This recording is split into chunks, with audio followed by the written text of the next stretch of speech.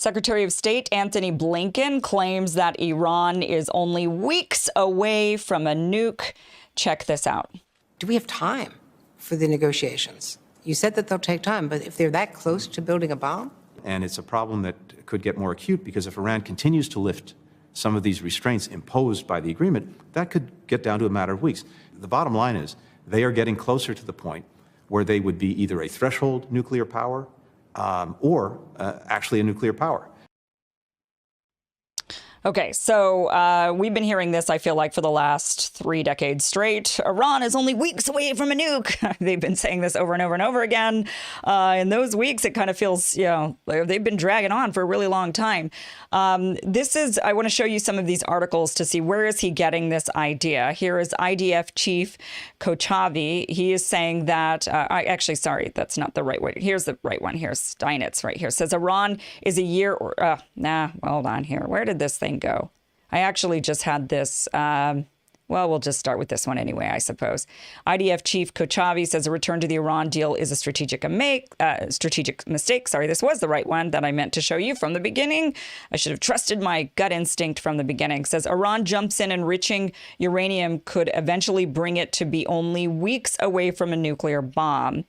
So this guy is saying that a return to the 2015 nuclear deal with Iran or a slightly improved one would be operational and strategic mistake for the world, IDF Chief of Staff Lieutenant General Aviv Kochavi said on Tuesday. If Iran's progress in developing advanced centrifuges and enriching uranium are not stopped, it could eventually be only weeks away from a nuclear bomb, he said at the Institute for National Security Studies annual conference. So that's where, Anthony Blinken and him are agreeing, and they're saying, oh my God, well, if Iran isn't stopped, they're only weeks away from being able to create a nuke. They're going to get all of these materials that they need, and it's just a matter of time.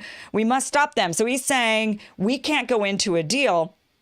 Now, as we know, the Biden administration has been saying that they want to get back into the nuclear deal. And I think the big question about all of this that we're seeing right now with Anthony Blinken and with this, with this IDF chief saying that they're weeks away, the big questions are, is the United States going to be getting into a deal with Iran? Are we going to be going back into the Iran nuclear deal? Or are we going to war with Iran? Or is it something sort of like where we're at right now, where it's just we sanction them and we just continue this status quo where we claim we want to do a deal, but we're not going into a deal, and we're also not going into war, and so we're just sanctioning them and trying to economically crumble them, something similar to perhaps what we've been doing to, let's say, Cuba for decades, okay? So that is the big question that we're going to be examining here right now.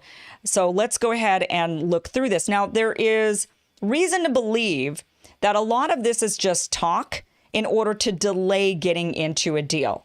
And the reason for that is it doesn't seem like the Biden administration is all on the same page when it comes to whether or not Iran even has a nuke or whether or not they're going to be able to get into a deal. For example, even just inside of Israel, they don't seem to agree. Here's Steinitz. He's actually the energy minister for Israel. And he says that they're not only weeks away, but they're in fact years away from being able to develop a weapon. Israel's energy minister, Yuval Steinitz, said Tuesday that Iran is 1 to 2 years away from obtaining a nuclear weapon, contrasting a remark made by U.S. Secretary of State Anthony Blinken, warning that the Islamic Republic could develop a bomb in a matter of weeks. So right there, we already are saying some disconnect. We've got 2 gentlemen coming from Israel. One is saying, oh, they're weeks away. Of course, he's the general. He's an IDF chief. He's saying, oh, they're weeks away. We got to stop them. You've got Anthony Blinken, Secretary of State here in the United States, saying the same thing. Oh, we got to stop them. They're only weeks away. And we've got now the Israel energy minister saying, oh, no, it's more like 1 or 2 years. So the truth is, probably none of them are correct, as we're going to go into. It's probably not that Iran is only weeks away, and it's probably also not that Iran is years away. It is actually more likely that Iran probably already possesses a nuke. But we'll get into that.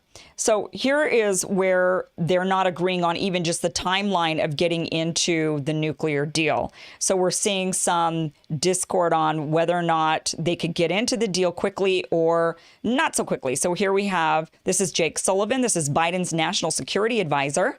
And he suggests a fast timeline to rejoin the Iran deal. So he is believing that this could happen quickly. He is saying that, we could just go ahead and get in there. He says we're going to have to address Iran's bad behavior, malign behavior across the region. But from our perspective, a critical early priority has been to deal with what is an escalating nuclear crisis as they move closer and closer to having enough fissile material for a weapon. And we would like to make sure that we reestablish some of the parameters and constraints around the program that have fallen away over the course of the past 2 years. Now, Jake Sullivan was really involved in the first Iran nuclear deal. He worked really closely with Hillary Clinton. He was one of Hillary Clinton's main advisors. He traveled with her to the Middle East most of the time, if not all of the time. And he really was involved in the process of crafting the Iran nuclear deal. So he's very much wanting this to go forward. He's wanting it to go forward quickly. But here's the thing. Avril Haines, she's actually saying that they're actually a long way away from rejoining the Iran nuclear deal. So inside of the administration, they can't even figure out, are they quickly going to rejoin the nuclear deal, or are they a long way away from rejoining the nuclear deal? So Avril Haines, she's the director of national intelligence. She said during her interview when she was going for this job, in the Senate, Senator Susan Collins was grilling her about all of her ideas for foreign policy. And she asked her specifically about the Iran deal. And Avril Haines said, we are far away from getting into a deal. So they don't know what is going on. And that is what's leading me to believe, in looking at this, that this is all just chatter in order to keep the status quo going. They're not intent on getting into a nuclear deal with Iran, but they're also not intent on going to war with Iran. I don't think that they're looking to go to war, because I think they believe Iran already has a nuclear weapon. And that makes us wonder, if Iran has a nuclear weapon, what are we doing?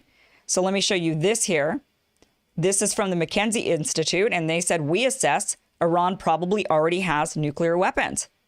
So there have been many, when you actually go around looking for this, many different sources will say, from our assessment, it looks like they already have one, that they're holding on to one, why wouldn't they, when they're constantly having these aggressions from the United States, when there's these constant, they're being surrounded by the U.S. We've got troops in Iraq. We've got troops in Afghanistan. We have troops, we're surrounding them. We're in the Gulf. We're in the region. We're everywhere Iran doesn't really want us to be. And so many are saying, why are we there, first of all, if Iran already has a nuke? Second of all, if they have a nuke, then that would make a lot of sense as to why, when there's been these aggressions and many of us thought, oh my gosh, we're about to go to war. This is terrible. Are we on our way to war? Then it made a lot of us wonder, what is going on? And that actually might have been what was holding us back from going to war. You could pull this away now. I'm not showing it anymore. Thank you. And so that makes us say, okay, well, if they already have a nuclear weapon, then that would make sense as to why we haven't been sort of escalating things even further, even though we've attempted at times when we went out, killed Soleimani, and then they did a little retaliation that apparently the claims were there were some U.S. soldiers that were harmed in that. And of course, the administration says, you hurt even one of our guys and we're to come after you. And we don't. Then they say, well, okay, Iran is now sabotaging oil tankers, or Iran is, they're sending in, they're doing all of these various different aggressions. And so it would make sense if our administration, if our government actually believes that Iran has a nuke, it kind of puts everything more into perspective. But the one question that we have then is, if Iran has a nuclear weapon, then what are we still doing in the region? Why are we there? Because a big reason why we've been there is to stop them from developing a nuclear weapon. And really, if they already have a nuclear weapon, and if Israel is a nuclear power, and if Iran is a nuclear power, then we're just babysitting in the middle. And one of the reasons why maybe our government doesn't want to let us know that Iran is already there, that they already have a nuke. Now, Iran denies it, which of course they would. They say, we don't have any, we don't want a nuke, or we're not trying to. Actually, I have to actually look back and say specifically what they say, because I don't know if they say we don't have a nuke. I wonder if they just say, we'll have to kind of look back and really assess their phrases. Do they say we're not trying to get a nuke? Or do they say we don't have a nuke? Or do they say we don't desire a nuke or we don't want a nuke? So they could say we don't want a nuke. We don't desire a nuke. We aren't trying to get a nuke. None of those exclude them already having a nuke, right? So it's only if they say we don't have one, then that would be them claiming, then they would be claiming they don't have one, and they probably do.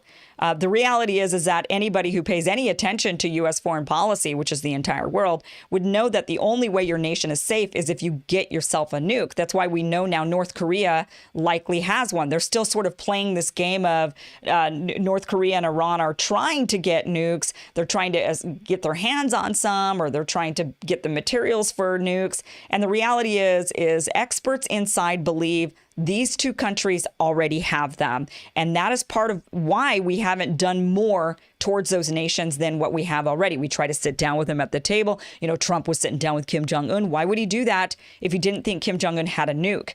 Why would we have not gone back in or really truly gone after Iran if we think that they're powerless in this way? Israel for sure would have done more aggressions against Iran had they believed that Iran was actually sitting on nothing. But the fact is I think they believe that they actually have a nuke, and that is why we're not seeing any further escalations. We're just seeing this kind of little microaggressions going on all throughout the Middle East, and we're still surrounding Iran. But it does lead us to this big question of what is actually, what would be our purpose of being there if they do in fact have a nuke? We can't sit there and babysit. We are not to be Israel's military. They are a foreign country. We need to be protecting our own country. We can't go and send our military out to protect other countries, even though we do. That is something that we have to change. And so that is kind of a big question that we should have is if, you know, for years they've been saying Iran is only weeks away from getting a nuke. At this point, since it's been years and since they're only weeks away, they probably already have the materials necessary in order to, or the nukes already.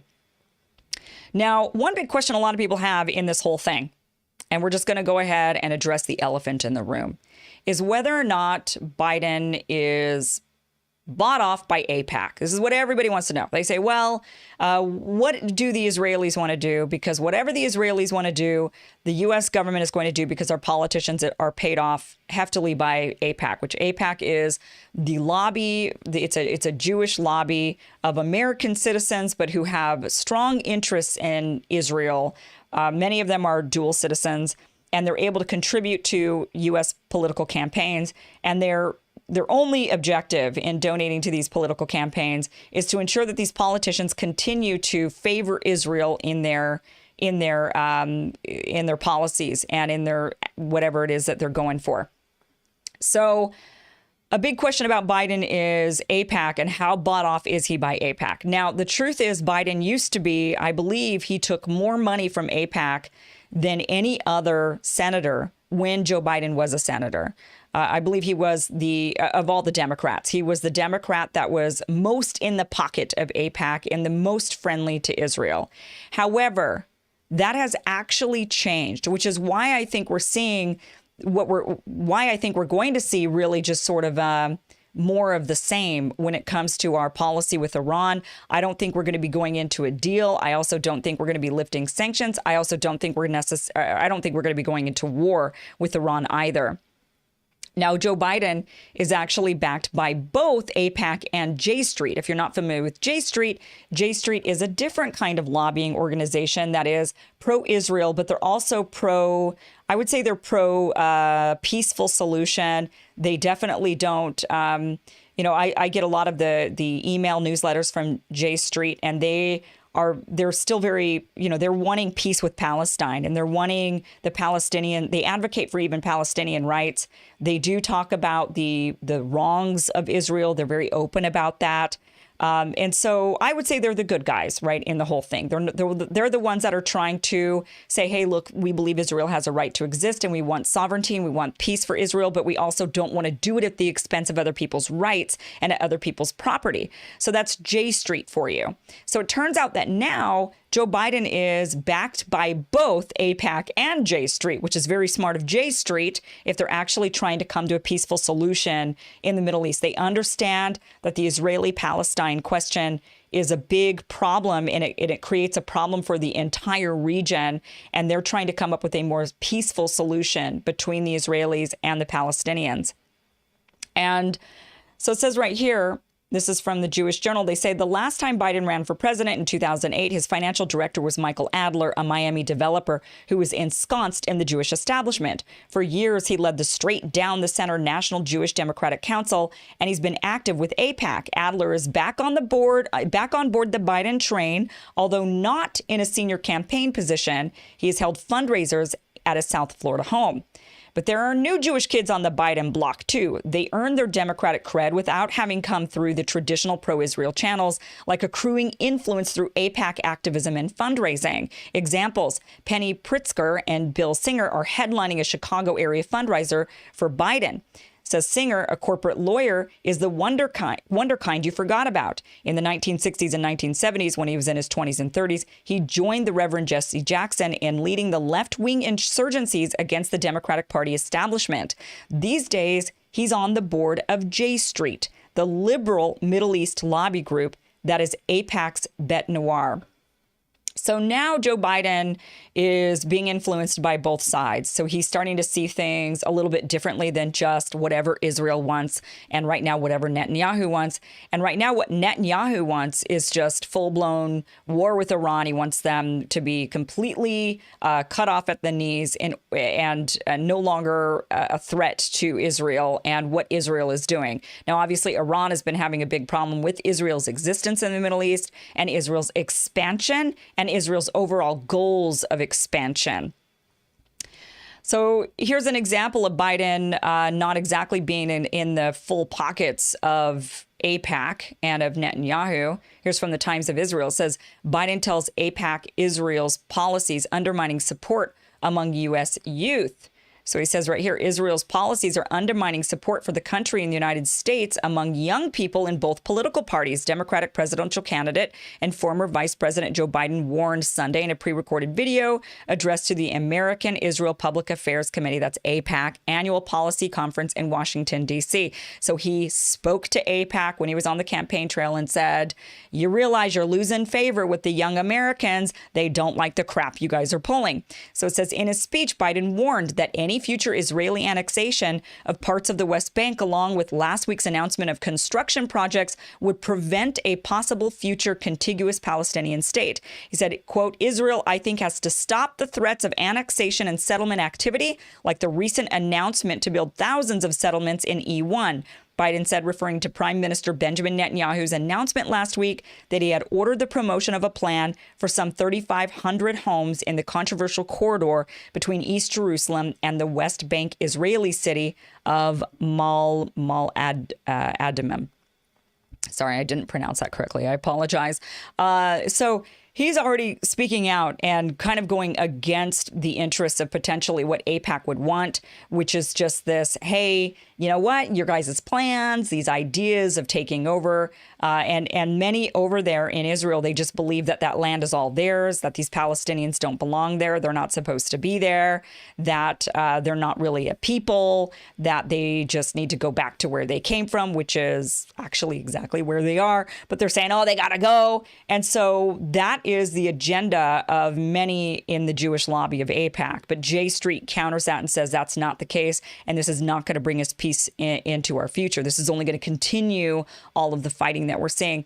So I wanted to kind of address that, because that's going to be a big question moving forward with the Biden administration, which is how bought off is he by AIPAC? He's still quite bought off, but he's also bought off by others as well. So he's kind of more balanced, I would say, which is ultimately a good thing. Unfortunately, there are no Palestinian lobbies. I don't think he takes money or much money. I haven't even looked into it, to be honest with you, but I doubt it's much. It's certainly not as much as from AIPAC and J Street that he would take from maybe lobbies that advocate for the rights of Palestinians or Muslims in the Middle East in general. Not sure if he's, how much he takes from that, if any. But this just goes to show that what is happening as we're seeing all of this sort of one side says this and then they say, and then the people on the same side really are saying something opposite. One says we're going to get into the deal quickly. One says, no, we're not. It's going to take some time. One says they're building a nuke or they could have nukes in weeks. And the other one's, no, come on. It's like 1 or 2 years away. And the fact that Biden himself is split between these two different lobby groups just goes to show us what is really going on with the foreign policy stance towards Iran from the Biden administration. It shows us nothing is going on. I don't know what is going to move things forward. I think what we're going to see is just more of the same. And a lot of this sort of counter, one person says this and the other one says the opposite. All of that is leading to is just an excuse to continue things as is.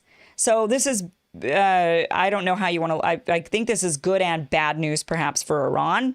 The bad news is I don't think these sanctions are going to be lifted anytime soon. And I don't think that the U.S. has really any interest in truly getting back into the Iran nuclear deal as it was. I think they want to move the needle. They want to put different provisions in it. The Iranians have said, we don't want that. You get back into the deal the way that it was when you left it, because that's what's fair. You come back to the deal that you left, and then we could do what we need to do. But right now, the Biden administration is saying, nah, what we think needs to happen is we need to change things up. We need to move the needle a bit. We need to demand more from you. And the Iranians are saying, buzz off. So I don't think we're getting into an Iran nuclear deal. I also don't think we're going to war for the reasons I mentioned, because I think ultimately there is heavy suspicion, if not acknowledgement that Iran probably already has a nuclear weapon, and they did it in order to gain some self-defense, to ensure that they are not invaded, that they don't end up the way of, like many other world leaders, that we end up just marching in and taking over. That is what a lot of these leaders are wanting to do at this point in order to protect themselves from the American empire, which is get their hands on a nuke in order to have that protection.